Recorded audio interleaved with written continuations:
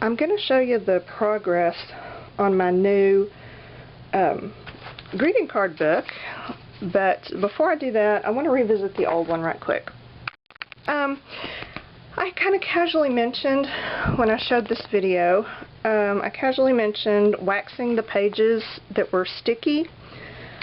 Anytime you paint with layers of acrylic paints or oils are the worst.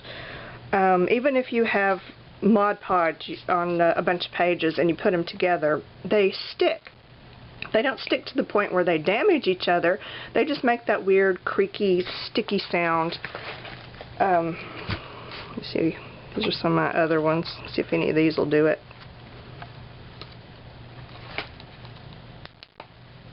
Kind of like that. Oh, that was unimpressive. Of course, now that I need an example, I can't find one. But anyway, you probably know what I'm talking about. Painted pages tend to stick together. See, they just kind of catch a little bit. And coating them with a Mod Podge or a varnish really doesn't help because the Mod Podge can do the same thing. So I have a couple of suggestions for combating stickiness. First of all, let's do this like an official, tutorial video. Except that I gotta dig under my bed here because I need something. Hang on. Okay, step one. Identify the source of the stickiness. Is it your painted papers or is it glue? Mine is very often glue because I use this glue a lot and it dries sticky. So if some squeezes out the side and it dries right here, it will be sticky forever. Two ways you can fix that. If you have some sticky that's squished out and you want to get rid of it, wait for it to dry and then use one of these sticky erasers like this. You can get this at the craft store, at Hobby Lobby. You know what? They put it in different places. It's never consistent. This one I got it over where the Xyron machines are. You know, the Xyron sticker machines. Because it might have even been a Xyron brand because they market it to get rid of the excess Xyron sticky. But it works on all kinds of glues.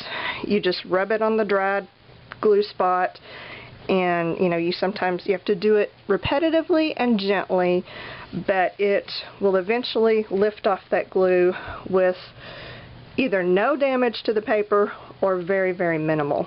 Obviously you rub paper long enough with anything, you're going to damage it.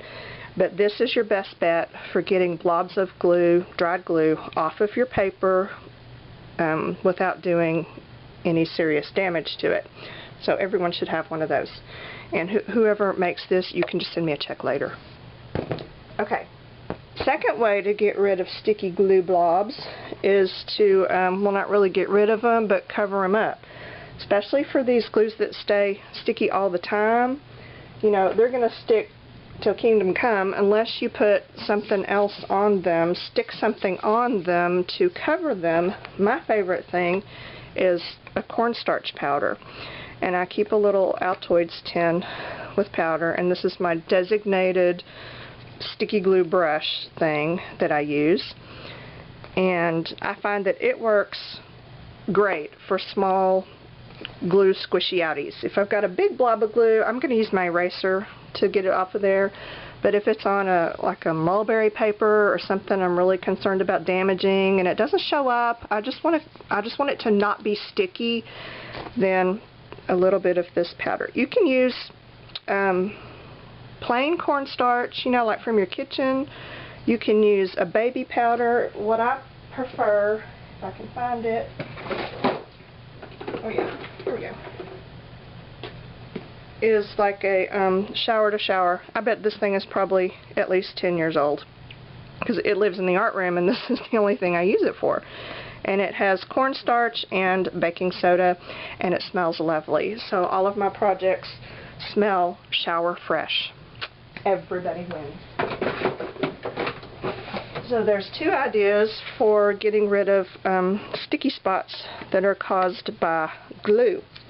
Now, if your sticky spot is not glue, if it's your Mod Podge, you know, varnish, sealer is sticky, or your painted papers are sticky, then what I usually do is wax them.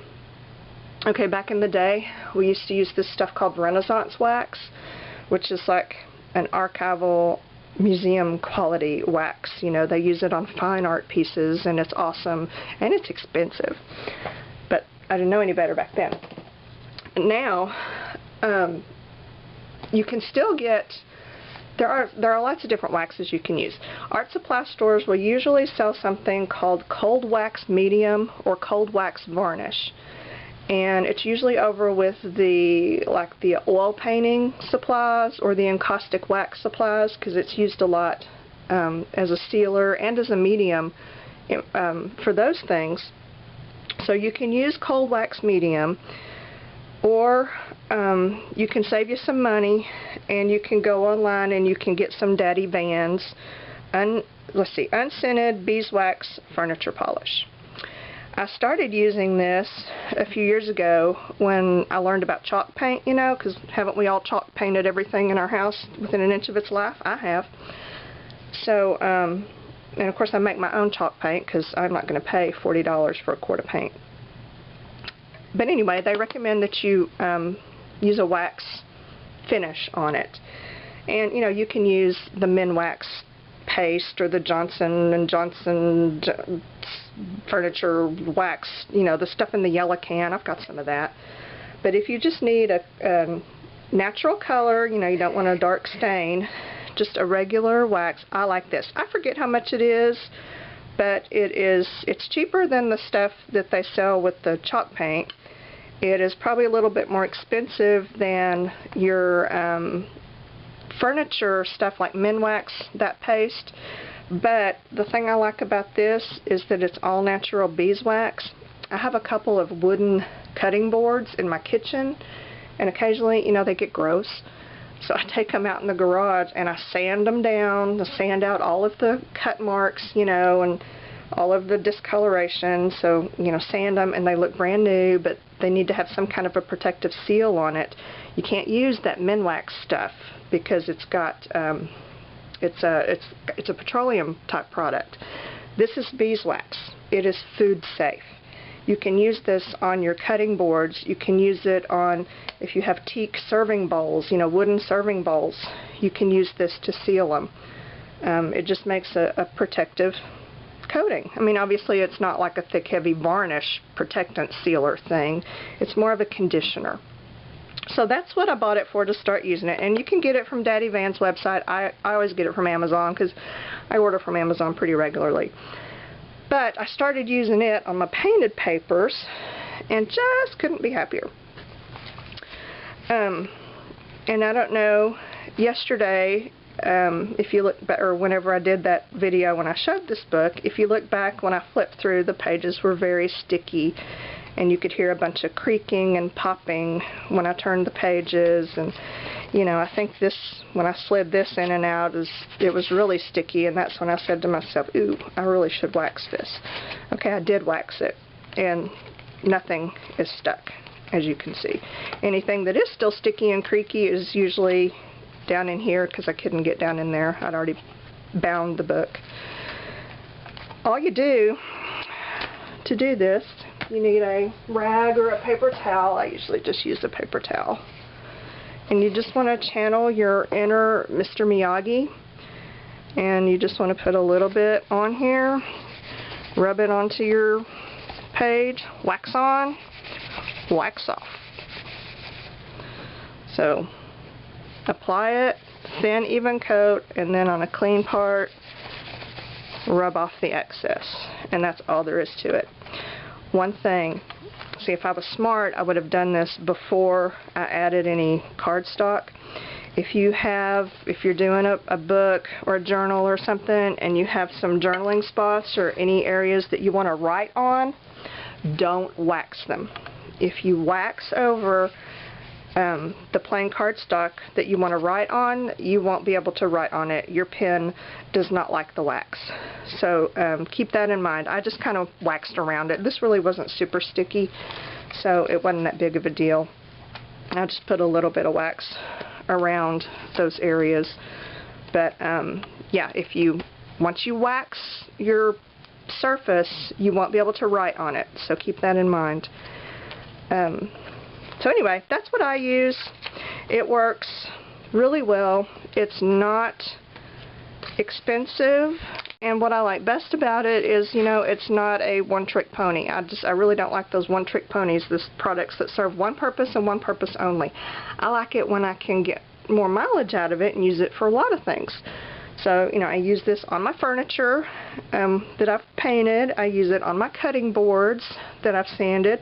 I use it in my art room on my sticky papers.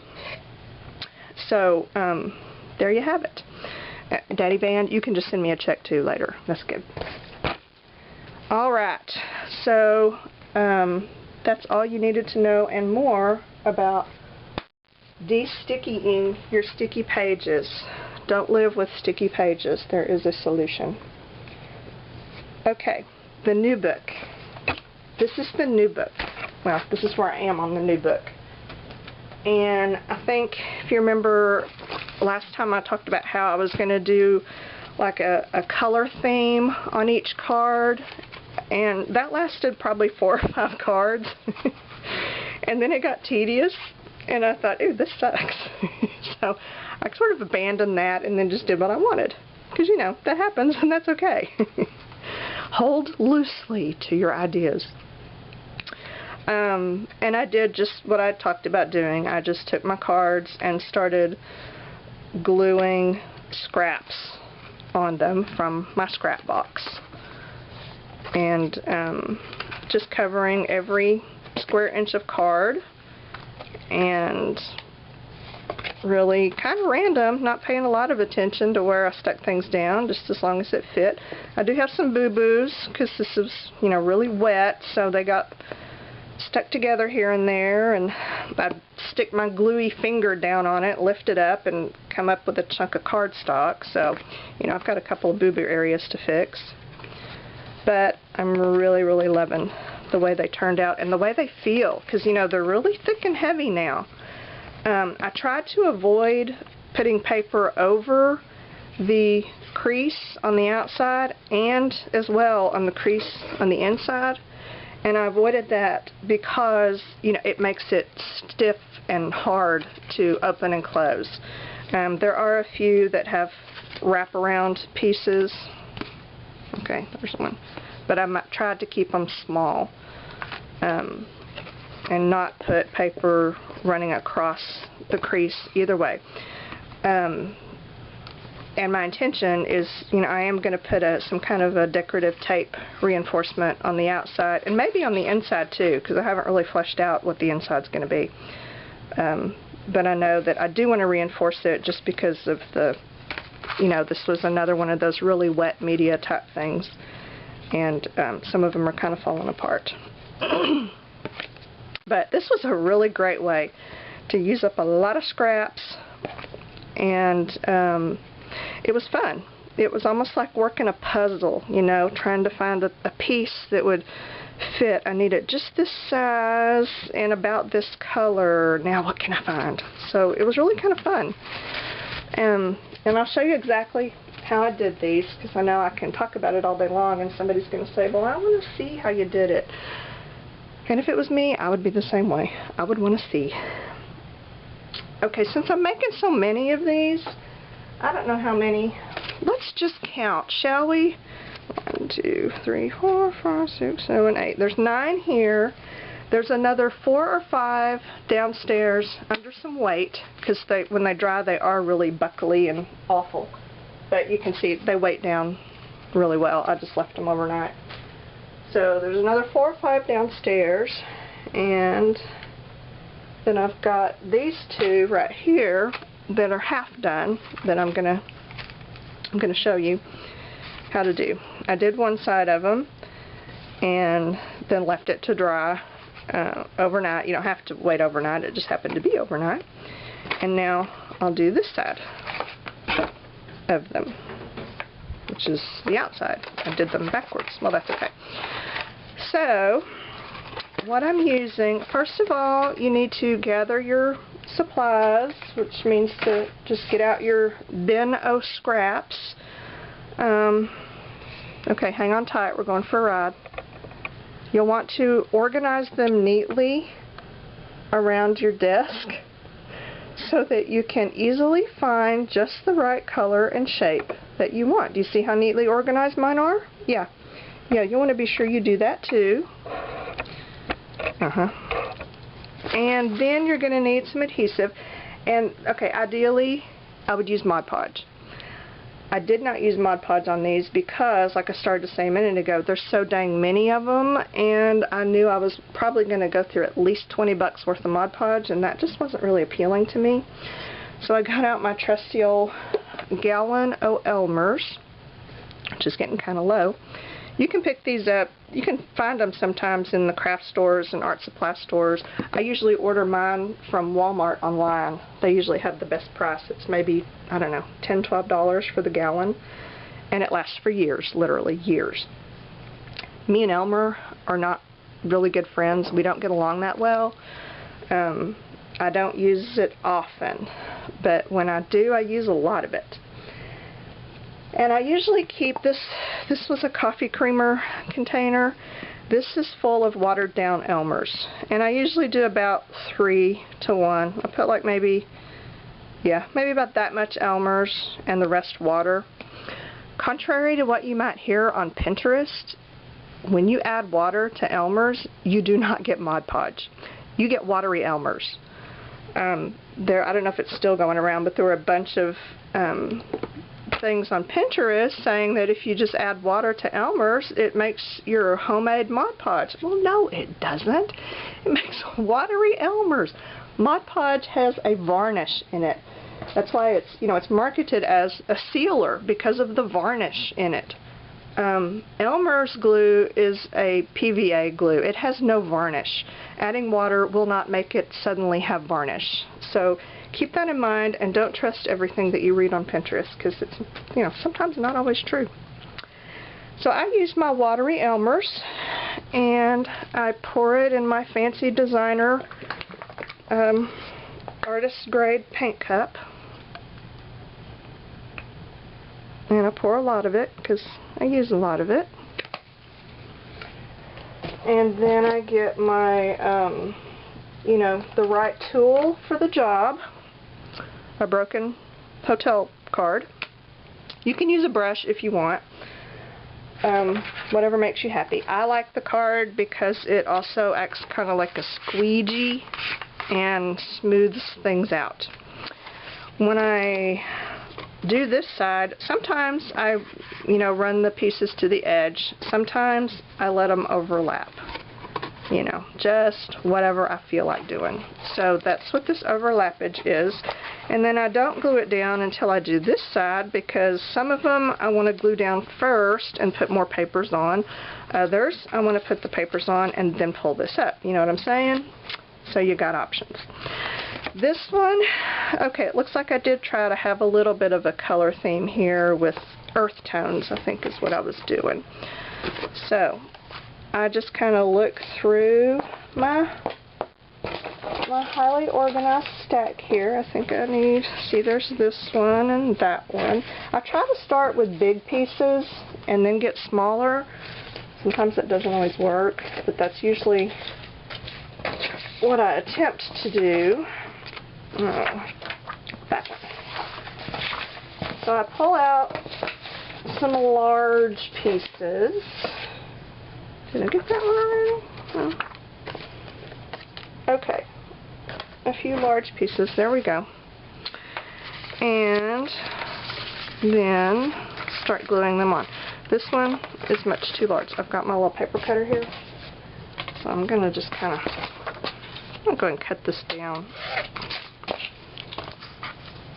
in smaller chunks that are more usable. There we go. Oh look, There's that one. I could use that. Okay. Then just start gluing on. I do sometimes look on this to, you know, because if I've got this paper right here, I don't want it right here too. You know what I'm saying? I want that intentional randomness thing.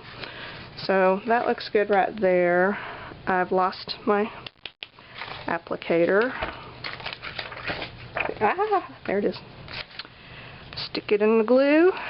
Put the glue on. And then go. And I just continue this process of gluing and layering. Glue on the top, glue on the bottom, until the whole thing is covered. This is why I like the card. It's got that squeegee thing going. You're going to need a big stack of something to glue on. I've got a bunch of scrap wax paper, and then I've got some plain scrap papers here, because you frequently have to change them out because this is going to get really gluey, and I don't want to keep setting it down into the wet glue because it will ruin my other side. So let's keep going. Let's do, yeah, that one right there.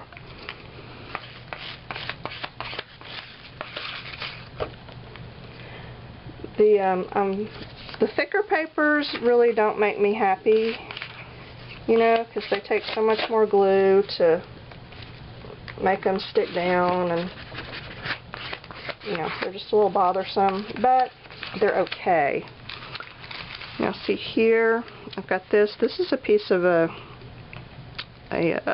player piano roll. And I got several of them at an antique store one time, and I love them. They're only, I think, like $4 or $5. They weren't expensive. Okay, see, this is all browns over here. I need some color. And you know, all those pieces that I pulled out and set aside to use on here, they just got mixed up in the in the chaos. Whoops! Oh, look at that. That's kind of, it's heavy. It looks like a piece of a postcard, and I like the colors, but I don't want that running across the crease, so I'm either going to have to cut it down or not use it. And it's making me think too hard, so I'm not going to deal with it right now. Oh, there's this one.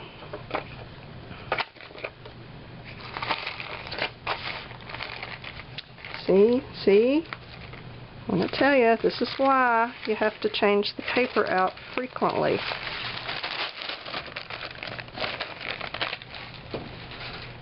Yeah, I talked about it, but didn't actually do it. Oh, that's so me. And then this, you know, no big deal. I will just stick another little piece of paper over that later. Not gonna freak out. But this, I was checking to see. Yeah, use it down at the bottom. Gonna run it right up to the crease, but not over it. Glue it down. I don't worry about things being even or level or perfect or just right, because this is a collage-y thing. Go ahead and pull that up.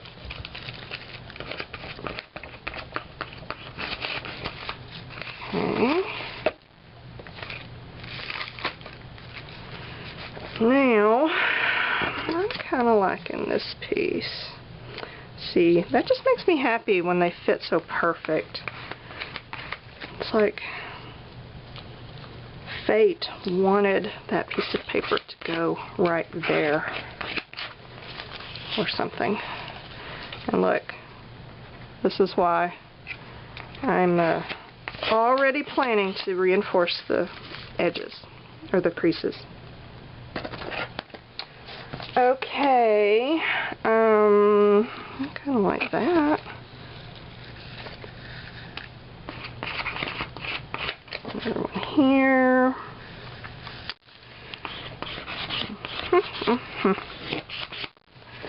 Something to go across the top right there. Oh, I like this. I'm going to put that there.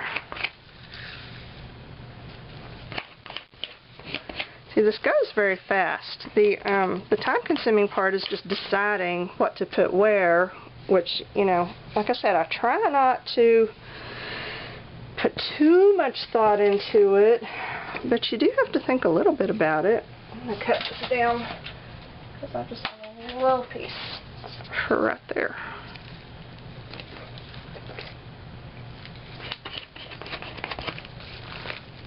Okay, this one, come around. I don't mind it going into the crease because it's a little skinny. I think it was a magazine page or something. So it's nice and thin. It won't add too much bulk.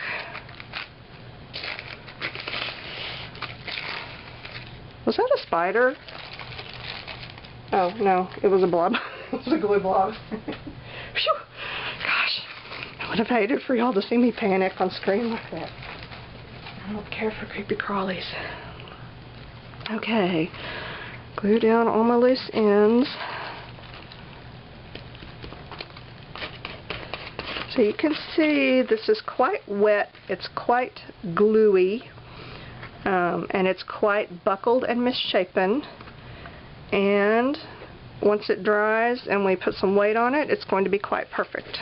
So don't freak out. And I'm just going to leave that like it is. Because a lot of these, you know, I'd really like more. See, this has got a lot of large pieces on it. I'd really like some more small ones or some skinny ones. But since I've got everything covered, I'm going to let it dry and then do that later.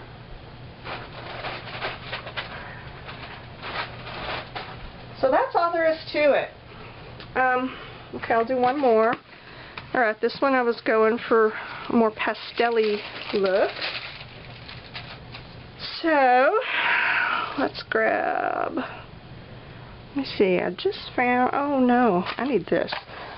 Okay, this, and I sold that stamp at a craft show, but it was a cloud stamp. This was the shape of the stamp, and you just stamp it in blue and then do like this, and it kind of makes a cool cloud background. It was one of the first stamps I ever bought, and oh my gosh, I just used that stamp. I used the crap out of that stamp. So naturally, 20 years down the road, I'm sick of it, so I got rid of it, but it was a cool stamp. And I, for some reason, still have this piece of it left, so let's just use it right here. And sometimes I forget, and I'll put a real thin piece of paper over the text and it'll show through. There's a pink stripe I've been using a lot, and every time I stick it down, I stick it over text, and then it's too late for me to remember, oh, it shows through. This is it. And when you put the glue on it, it shows through even more. So I try to avoid the thin papers and put something thicker over the texty parts. Or even if it's not thicker, if it just has a busier pattern, it kind of hides the texty parts.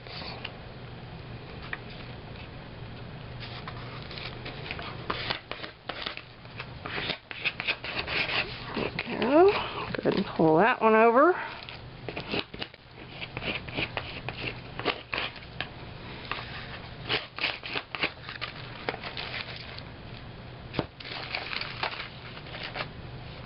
Okay, I want this one. No, right here. And yeah, you have to talk to yourself a lot while you're doing this, because it's part of the process, really. Just keep talking. I'd like to say that I'm talking to myself because I'm filming, you know, that I don't do this when I'm not filming, but that would be a big fat lie because I do. I pretty much talk to myself constantly. And I answer myself too, so, you know, there's that whole concern. I don't have a lot of, you know, painted papers on these. It's mostly scrapbook papers and cardstocks. But if I find a painted paper that just looks perfect, I'll use it. I have my painted paper scraps are actually in another drawer. They weren't even in the same drawer where I got all these. Okay, this is kind of thick. I don't want it in the crease, and it's hanging over a little on this side, and it's really too thick to fold over, so I'm just going to whack it off. Plus I've already got a fold over on that edge, huh?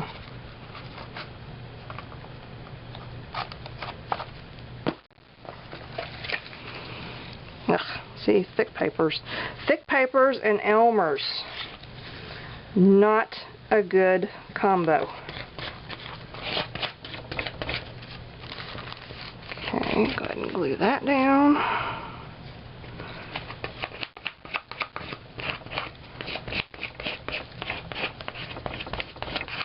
And you'll notice a lot of this buckling, you know, that looks really bad at first. When it dries, it, for the most part, it will smooth itself out.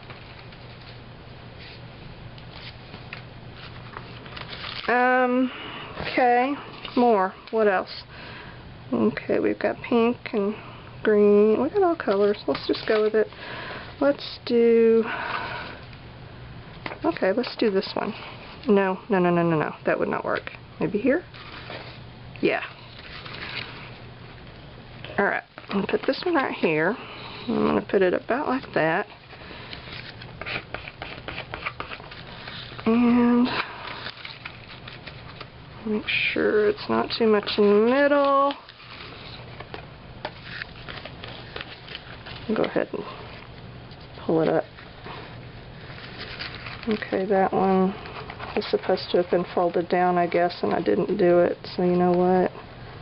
Let's just do it there and hide that other part. Because your project will turn out better if you talk to yourself or talk to the project. I sometimes do that because they will speak to you. If you listen, they will speak to you and they will tell you what they want you to do. And sometimes they tell you, leave me alone, you're ruining me. And then you stick your fingers in your ears and don't listen because you're having fun. Okay, I'm going to cut a strip off of this one because I don't want the whole big thing. Okay, oh no, wait, maybe I want this one. No, that's what I want. I want this one.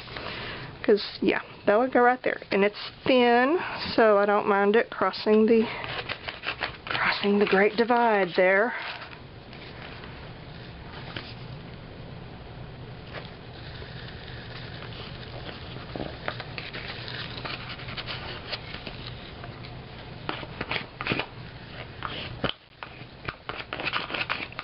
Okay, getting there. Let's see. I've got.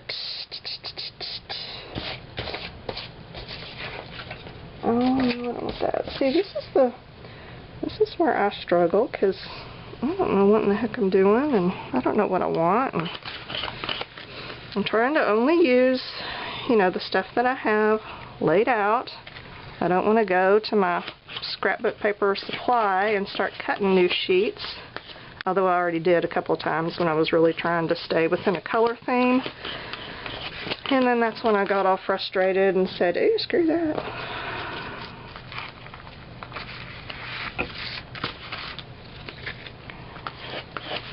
Down here, I've got a little naked spot.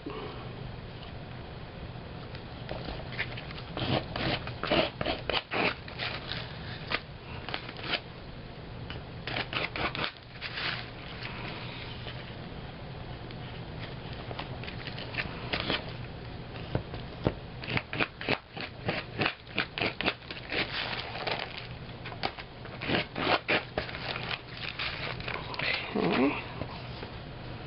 Ugh, where'd that come from? Ugh. Alright. I've just got that one little area to cut. Well, okay, three areas to cover. Oh, this one. No, I use that one an awful lot, but I like it. I think it might go. Yeah, let's put it here.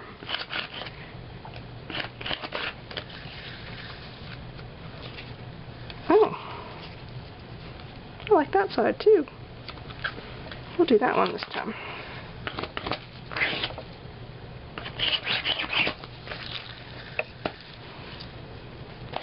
See, I really should wait till one side dries before I do the gluing on the other, because, you know, that's what causes a lot of the stickage issues. But I'm too impatient. I want this to be done. My cover is about to completely fall apart, and that's okay.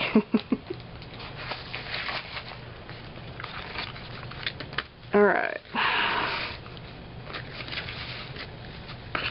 I need a little something there. Here, let's just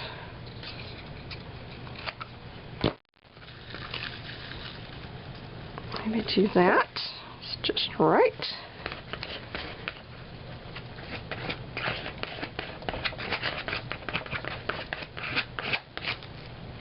And now what do I have? A little one there, and then that one. So, oh, I need this. This is a good piece.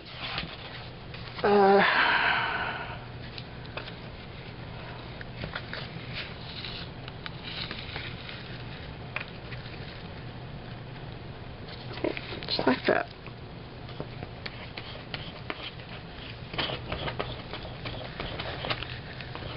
And I'll get a little something right there. I have some little sticker things, I guess. No, here they are. It was like off of a sheet of old address labels for a house we don't even live at anymore. And I just cut off the address part and saved the decorative part. And I've been using those. Ha! Perfect. See, it really needs a little thinner something right there. But since I've already got a gluey mess happening, I'm just going to wait. Fold that over. Some of the pieces I've used have little holes, or they have shapes from where I've punched something out from them, and those make really interesting additions. Yay, washi tape. I'm going to need it. Alright, let that dry. Now, I think that's all I'm going to do. I don't know how many pages that is. Did we count and then I flaked out and forgot what we counted or even why we were counting? But I'm pretty sure I've got maybe, I don't know, 18 or 20, and that's enough for one book. I'm still kind of thinking I'll do a Coptic bound, and a couple of people have already asked me to show that, so I'll film it. I'm not really good at teaching binding stitches like that, but you know, I can at least film it and you can see how I do it, even if what I tell you makes no sense. The camera just shut off all by itself. I hope that, I don't know what that means. I have a new memory card that will hold like hours and hours of footage, so it's not that, and the little battery light's not flashing. I don't know what's up with that. Okay. Anyway, that's obviously a cosmic sign that I'm done. So, I'm going to let those dry, weight everything down flat, and then stare at them all for a while until I decide what to do next. And I'll be back and I'll let you know.